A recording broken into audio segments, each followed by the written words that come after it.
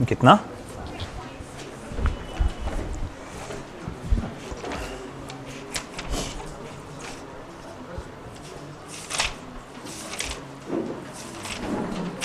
Seven 7.6 कि 8.6?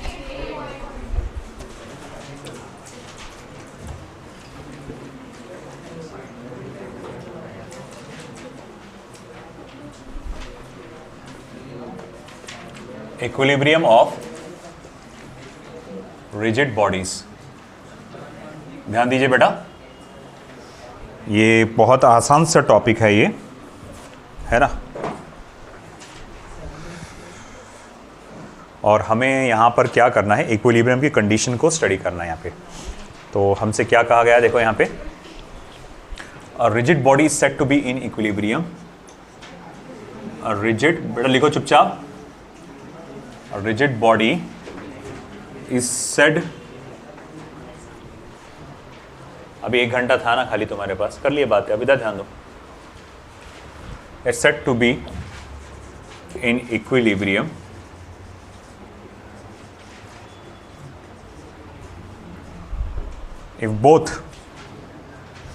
if both its linear and angular, if both its linear and angular momentum are constant, if both its linear and angular momentum are constant।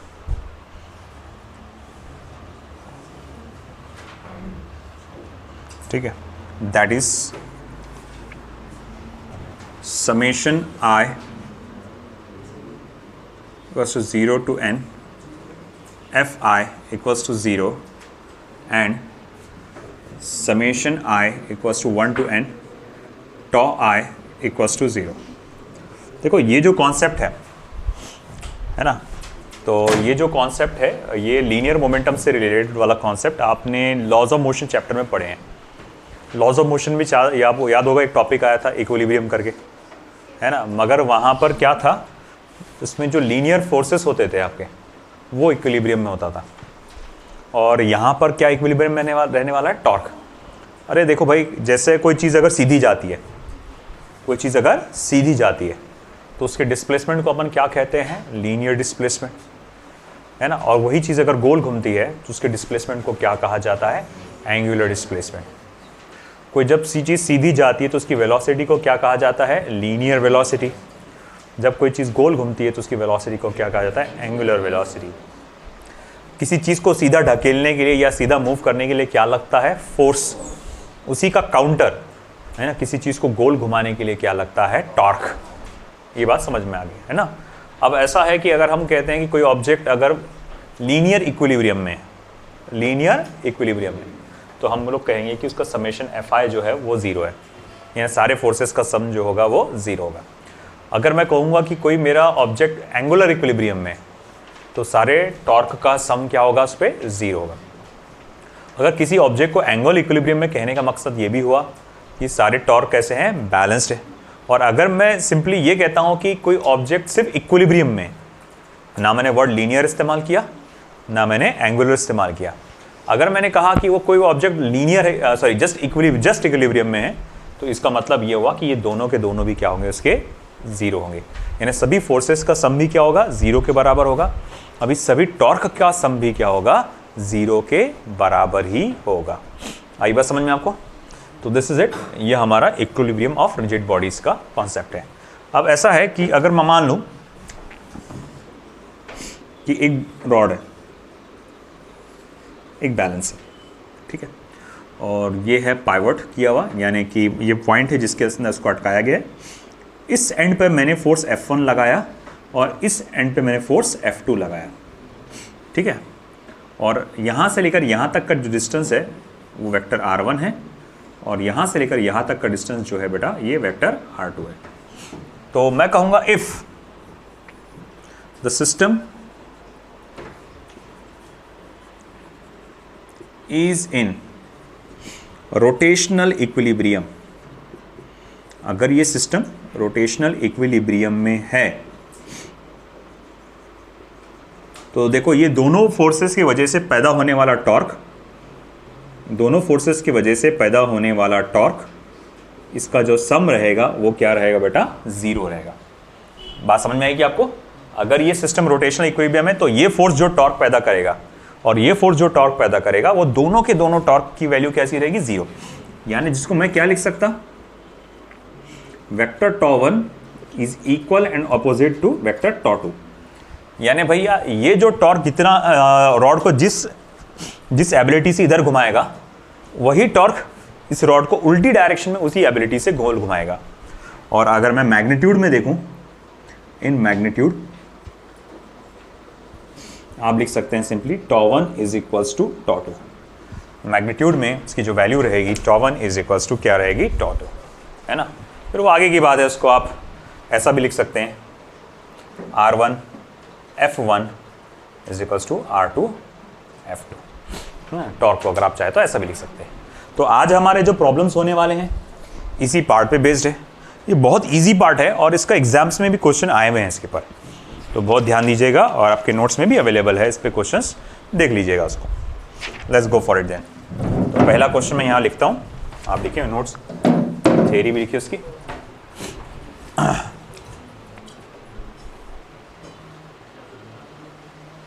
ध्यान दीजिएगा सब लोग। Horizontal beam is pivoted at O as shown in figure, is pivoted at O as shown in figure.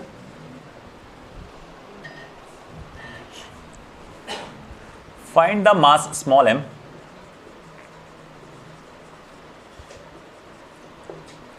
to make the scale straight. तो small m की value क्या होना चाहिए ताकि आपकी स्केल स्ट्रेट रह सके।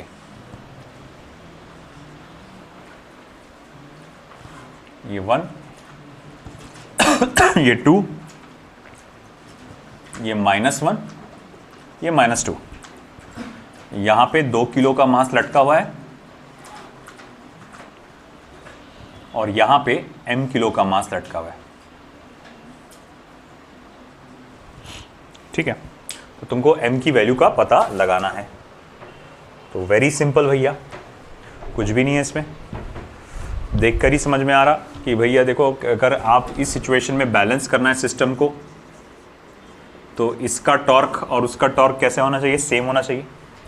यानी R1 F1 is equals to R2 F2। अगर इसको R1 पकड़ के चलेंगे तो ये 2 है, F1 पकड़ के चलेंगे तो 2G है। 2G समझा ना, हाँ, ये G की value acceleration due to gravity. R2 कितना बेटा 1 है और वो कितना बेटा वजन उसका mg। तो G और G कटेगा, m इज इक्वल्स टू क्या आ जाएगा बेटा 4 किलोग्राम। ये बहुत आसान सा क्वेश्चन आता है, ऐसे ही क्वेश्चन आते हैं इसके ऊपर। एक अगला क्वेश्चन देखते हैं हम लोग फिर।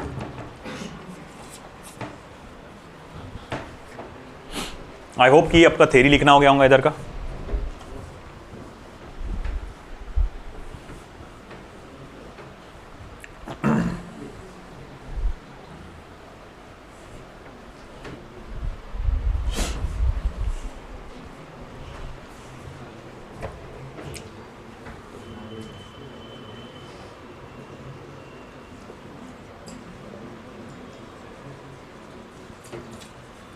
A uniform rod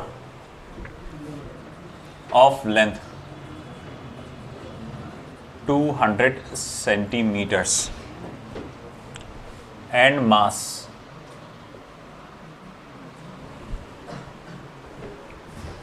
500 gram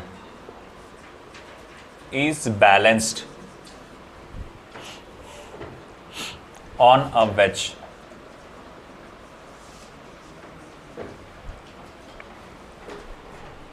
placed at 40 centimeter mark. Full stop. a mass 2 kilogram is suspended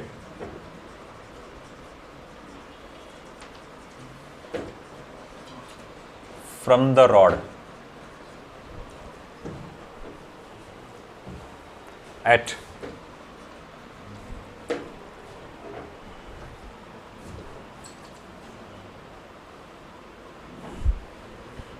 20 centimeter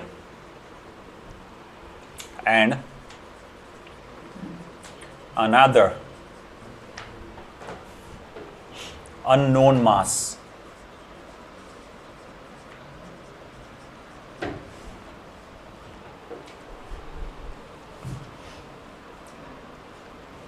small m is suspended from rod at 160 centimeter. Mark as shown in figure. As shown in figure. Full stop. Find the value of small m such that a rod is in equilibrium. Rod is in equilibrium. Small g is equals to आपको जो लेना है 10 metre per second square. और first option is given as 1/12 kilogram. Second option 1/2 kilogram.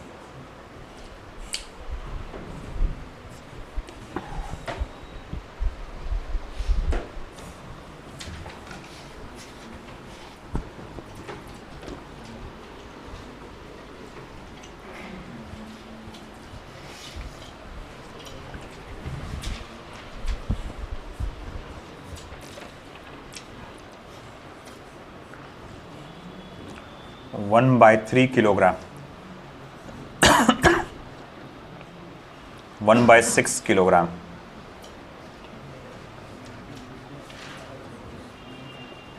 1/2 kilogram. अब देखो ऐसा है, diagram ऐसा दिया हुआ है. ये दिया हुआ है 0 सेंटीमीटर, ये दिया है 20 सेंटीमीटर, ये दिया गया है 40 सेंटीमीटर. ऑफ कोर्स ये है आपका 160 सेंटीमीटर. पाइवोट यहां किया गया है,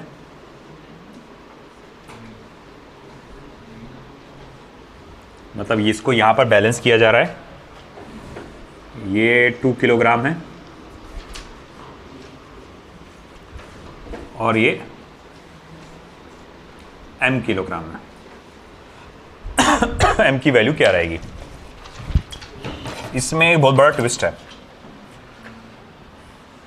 ये पर्टिकुलर एग्जाम में पूछा गया था और उसका जो आंसर बताया गया उसमें एक बहुत बड़ा ट्विस्ट है उस एग्जाम में. ये इधर का हो गया राइट साइड वाला. चलो आप देखो ट्राई करके जब तक के.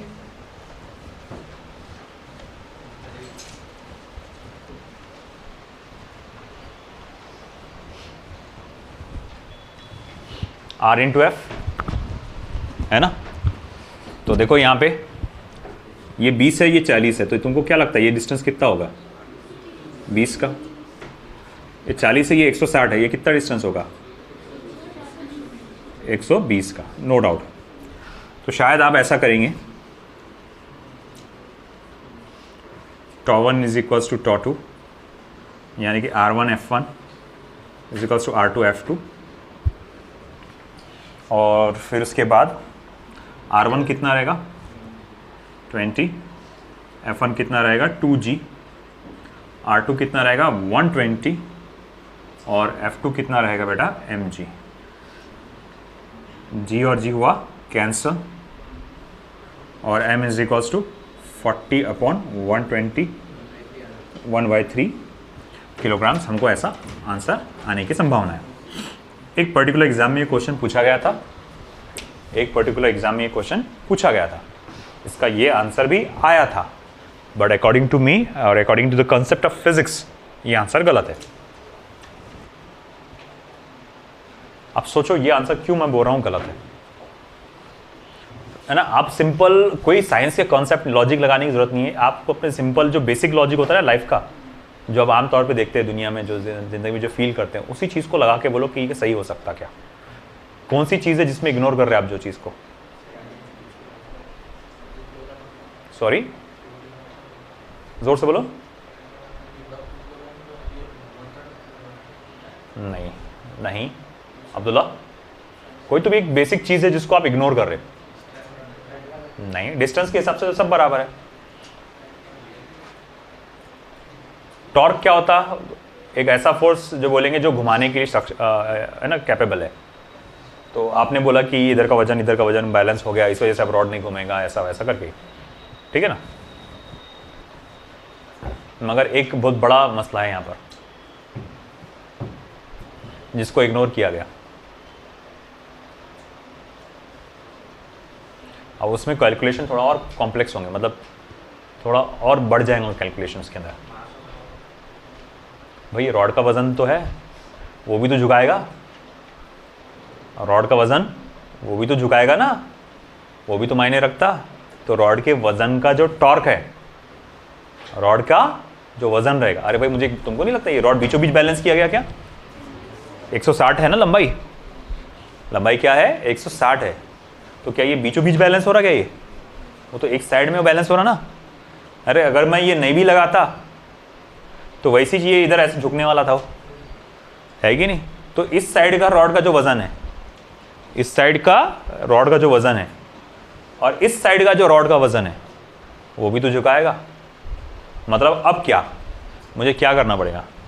इस साइड का रॉड का टॉर्क और इस साइड का भी रॉड का टॉर्क, ये दोनों जगह ये ऐड करना पड़ेगा। तो बोले कैसे? तो इसको अलग सेपरेटली सॉल्व करते हैं अपन। तो torque of rod plus torque of block, left side वाला, is equals to torque of rod plus torque of block right side वाला। समझे क्या? लेफ्ट साइड में जो ब्लॉक है, ब्लॉक ही है 2 किलो का, और दो लेफ्ट साइड में जो रॉड का वजन है वो। अब देखो कितना कॉम्प्लेक्स है, तुम्हारी पूरा है ना चीर फाड़ करके रख देता कॉन्सेप्ट का। अब ये भाई ऐसा है कि रॉड का जो वजन होगा लेफ्ट साइड में कितना होगा? अच्छा एक बात बता, पूरा रॉड कितना ग्राम का है? 500 ग्राम। कितना लंबा है वो? 200 सेंटीमीटर। अच्छा, ये यहाँ से लेकर यहाँ तक कितनी लंबाई है? 40 सेंटीमीटर। यहाँ से यहाँ तक लंबाई 40 सेंटीमीटर। अब अगर यहाँ से यहाँ तक लंबाई 40 सेंटीमीटर है तो कौन बताएगा इतने रॉड का मास कितना होगा? हाँ, कैसे निकालेंगे अपन? अगर मैं मान लूँगा mass of left side of rod, इसी total mass of the rod अपन total length of the rod, और आपका डिस्टेंस ऑफ, या मैं बोलूँगा या length of left side of the rod. तो टोटल मास कितना बेटा? 500। अच्छा, टोटल डिस्टेंस, टोटल लेंथ कितनी है? 200, और ये कितना है? 40। ये 0 0 0 कटा है ना, और ये हो गया 20, और ये कितना हो गया? 100 ग्राम, 100 ग्राम। ठीक है। अब मैं कहूँगा ठीक है, mass of right side of the rod है ना। अब आप इजीली बता सकते हैं, अगर इधर 100 ग्राम है तो पूरा रॉड का मास 500 ग्राम है, तो वो 500 में से 400 माइनस कर दो, तो 100 माइनस कर दो तो कितना बचा? 400 ग्राम। तो ये तो पता चल गया कि इधर के रॉड का मास कितना है, और ये भी पता चल गया इधर के रॉड का मास पूरा का पूरा कितना है ना। अब सवाल उठता कि जो रॉड है उसका जो वजन है वो कहाँ एक्ट हो रहा होगा? रॉड का जो वजन है वो कहाँ एक्ट हो रहा है? क्योंकि देखो वजन क्या है? एक किस्म का फोर्स है, तो फोर्स कहाँ लगता है? किसी एक पर्टिकुलर पॉइंट पे लगता है। तो भाई वो कौन से पॉइंट पे लग रहा होगा फोर्स? जैसे ये तो मालूम है, देख ये लटका हुआ रस्सी पे यहाँ पर है, यहाँ पर लटका हुआ है ना 20 सेंटीमीटर की दूरी पे, है कि नहीं? तो इसका तो टेंशन नहीं, वो तो बोलेगा हाँ भाई ये 20 सेंटीमीटर की दूरी पे है, डब्बा तो यहाँ लगा हुआ है, तो डब्बे का वजन जो है वो कहाँ लग रहा है? 20 सेंटीमीटर पे। मगर सवाल उठा मेरा आपसे कि भाई यहाँ पर जो रॉड का वेट है वो कहाँ पर लगेगा? बीचों बीच। अरे सेंटर ऑफ मास पे, ये रॉड के बीचों बीच, यहां से लेकर यहां तक कितना है? 40। तो इसका वजन भी यहीं लटक रहा हुआ, तो भाई मास ऑफ रॉड भी इधर ही आएगा, या वेट ऑफ रॉड इधर ही आएगा, है ना? ठीक है, चलो मान लिया। अब देखो यहां पे, यहां से लेकर 40 और यहां कितना आखिरी वाला हिस्सा कितने का बेटा?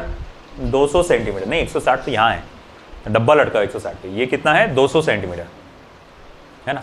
अब 200 में से करो माइनस कितना? 40, कितना बचा? 160, और 160 का आधा 80।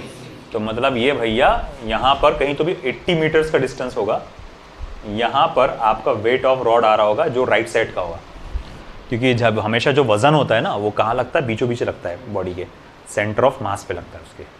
तो ये बॉडी का इधर का रॉड अपन अलग मान के चलते, इधर का रॉड अपन अलग मान के चलते, हालांकि पूरा एक रॉड ही है, मगर अपन यहाँ बैलेंस कर रहे हैं ना उसको इस पॉइंट पे। तो इधर का बीचों बीच वाला पॉइंट यानी सेंटर ऑफ मास कहाँ आ रहा? 20 पे। यहाँ से यहाँ क्या है? 40 से लेकर 200 कितना हुआ? नहीं मैं गलत ले लिया, 40 से लेकर कितना ये? 200। तो यहाँ से 80 चाहिए, 80 प्लस 40 क्या होता? 120। हाँ बराबर है ना 120, तो 120 बराबर लिए ना, क्योंकि यहाँ 40 और ये 200। 200 में से एक बार एग्जाम दो, फिर कंटिन्यू करता मैं, जब तक सोचिए आप उस बारे में, सोचे क्या आएगा इसमें। देखो यहां से लेकर यहां तक का हिस्सा कितना है? 160, हाँ 160 मीटर लंबा, और उसका आधा करेंगे तो कितना हो जाएगा? 80। और ये 40 के आगे मुझे 80 जोड़ना पड़ेगा, तब जाके वो 120 वाली वैल्यू आएगी। तो यहां पर मेरा, मैं देख सकता हूं रॉड का वजन इधर आ रहा है। तो अब अगर मैं यहां पर ये अब फॉर्मूला लगाता हूं, पहले लेफ्ट साइड पे भी, torque of rod left side में कितना आएगा? तो भाई ये रॉड का वजन इस साइड में कितना आ रहा है? लेफ्ट साइड में कितना वजन है? 100 ग्राम। तो 100, और एक्सेलरेशन ड्यू टू ग्रेविटी का जी, ये ग्राम का जी नहीं है, 100, ठीक है। और उसका डिस्टेंस कितना था? तो डिस्टेंस है उसका कितना बताए थे अपन ने? 40 प्लस, अच्छा torque due to block, block की वजह से क्या आएगा? तो बोले उसका मास कितना है? 2, और एक्सेलरेशन ड्यू टू ग्रेविटी का जी, एम जी की जो होता है ना, मास आए एक्सेलरेशन ड्यू टू ग्रेविटी, और उसका डिस्टेंस कितना है बेटा वहाँ से? 20। बोले वो भी 20 है ना, ये 40 लिख दिया मैंने गलती से, हाँ 20। और टॉर्क ऑफ रॉड, अब राइट साइड का हिस्सा, टॉर्क ड्यू टू रॉड कितना होगा? तो भाई ठीक है, वो 120 के डिस्टेंस पे लगेगा। अच्छा ये 120 ये डिस्टेंस को भी बोला है मैंने, ओके ठीक है। तो यहाँ से वो 120 के डिस्टेंस पे आएगा, मतलब ओवरऑल अगर मैं रीडिंग देखूंगा तो ये रीडिंग जो आएगी यहाँ पर वो 120 की रहेगी, ओवरऑल जो रीडिंग रहेगी वो 120 की रहेगी। तो नहीं यार, मुझे डिस्टेंस कहाँ से नापना है?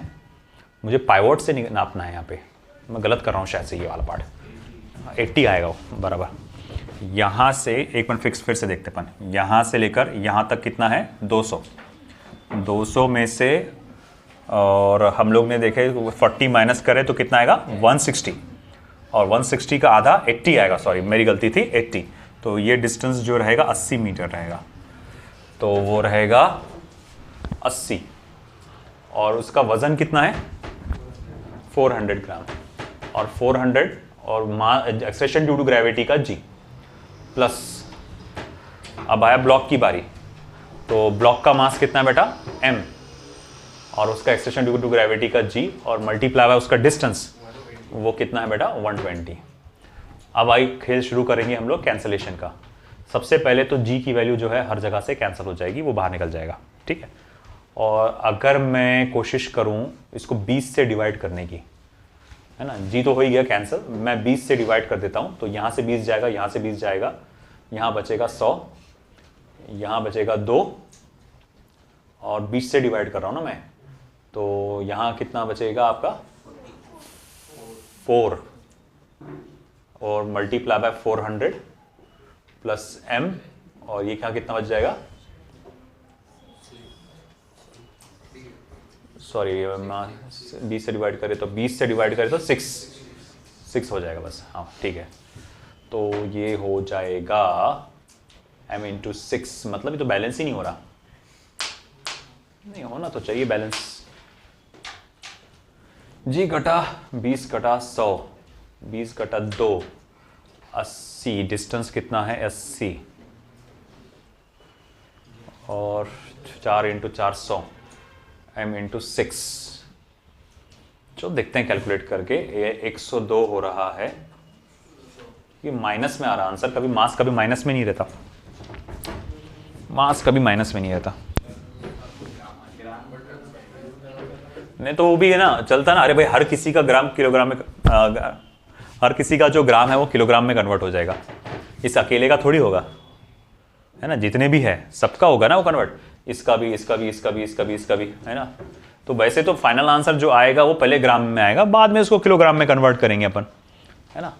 तो खैर यहाँ कैलकुलेशन एरर तो नहीं नजर आ रहा मुझे। देखो एक बार चेक करो ये सब, मास ऑफ रॉड ये सब चेक करो, mass of left side of the rod, you according to this principle, मतलब ये कहा जा सकता है कि ये कभी भी बैलेंस नहीं हो सकता अगर मास ऑफ रॉड को कंसीडर किया जाए तो। एक मैं ये बोल सकता हूँ, इसका कंक्लूजन ये नहीं कर रहा, अगर मान लो टॉर्क बैलेंस नहीं हो रहा इस डिस्टेंस पे, तो इसका मतलब अपन ने जो कैलकुलेशन की कहाँ से लिया, इसका रॉड का मास कंसीडर करके कैलकुलेट किए, तो इसका मतलब ये हुआ कि प्रैक्टिकली स्पीकिंग ये बैलेंस करना, इस जगह पे बैलेंस करना इम्पॉसिबल है। फिर भी एक बार कैलकुलेशन चेक कर लेते, अगर अपना कैलकुलेशन सही है तो क्वेश्चन का ये कॉन्सेप्ट रॉन्ग है। फिर से चेक करो, हमको टॉर्क ड्यू टू रॉड निकालने के लिए क्या चाहिए, रॉड का वजन सबसे पहले, तो हम लोग ने क्या निकाले, मास पर unit length, total mass 500 gram, total length 200 centimetre, कटा कटा कटा, और लेंथ ये सेक्शन का यानी 40 सेंटीमीटर, और 0 0 कटा, ये 5/2, और ये आपका हो जाएगा 20, दैट्स करेक्ट, और ये हो जाएगा 100 ग्राम, ये बात सही है।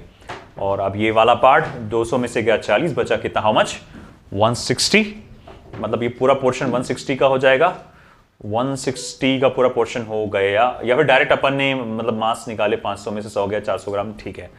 फिर उसके बाद हमारा डिस्टेंस कैलकुलेट करना था, तो ये पोर्शन का मिडल वाला पार्ट हमको देना है, तो ये पोर्शन का मिडल पार्ट क्या हो जाएगा आपका, ये पोर्शन का मिडल पार्ट आना तो चाहिए कुछ ना कुछ, ये पोर्शन का मिडल पार्ट, क्योंकि यहाँ से यहाँ तक 40 सेंटीमीटर है, तो उसका बीचों बीच क्या हो जाएगा 20 सेंटीमीटर, और 20 सेंटीमीटर मतलब ये भी वजन, रॉड का भी वजन 20 सेंटीमीटर पे है, और आपके ब्लॉक का वजन भी 20 सेंटीमीटर पे है। अच्छा, ये जो वैल्यू है किलोग्राम में है ना, और बाकी की वैल्यूज काय में है, मैंने ग्राम में डाला, दैट्स वेरी करेक्ट।